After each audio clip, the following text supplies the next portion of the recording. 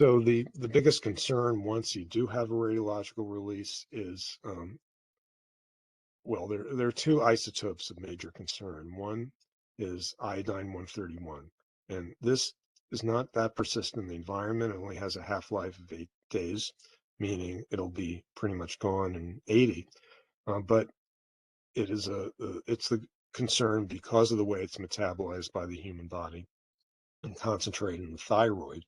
In fact, the one very obvious outcome of the Chernobyl accident in 1986 was an epidemic of thyroid cancer among children due to exposure to radioactive iodine. Then the other isotope of concern is cesium-137. This has a half-life of 30 years, so it's very persistent in the environment.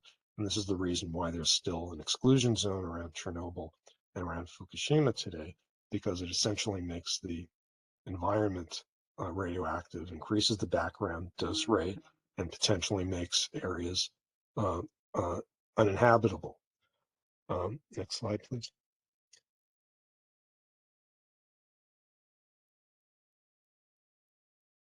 So the last thing I'd raise is if Zaporizhzhia does lead, if there is a crisis that leads to a radiological release, would it be more like Fukushima or would it be more like Chernobyl? So here's actually the cesium deposition from Fukushima expressed in terms of the thresholds for emergency response that were established after Chernobyl. So the red area is where the immediate evacuation zones that were determined after Chernobyl. Orange were long-term relocation. So you can see that long-term relocation was about maybe 30 or 40 kilometers in length after Fukushima. Next slide, please.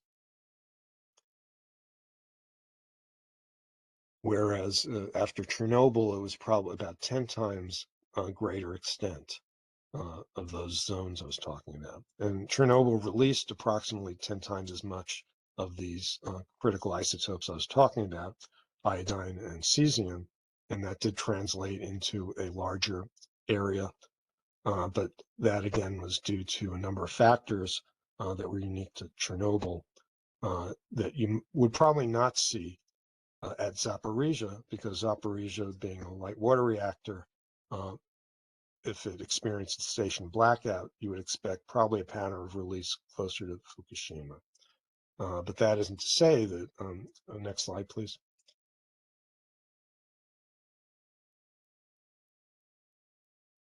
It's really hard to predict because there are a lot of details. How many reactors are going to be affected? Are the spent fuel pools going to be involved?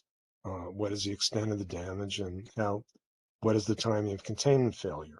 At Fukushima, you did not have failure of the containment until many hours after the reactor fuel melted, and that provided time for settling of a lot of the isotopes. But if you had containment failure at the same time that your reactor vessel breached, or even earlier, for instance, if you penetrated the containment with your bunker buster or whatever, and there was already a big hole in it, then you wouldn't have that delay, and radioactive aerosols that were generated as the reactor fuel degraded would go right to the environment. So there would be no real delay or not much settling. So there are a lot of factors at play, but there's certainly, again, ways that if someone were going to sabotage a plant, they could maximize not only the likelihood of a core melt, but also the likelihood of this significant radiological release afterward. And that in itself makes the scenario very worrisome. So I think that's it.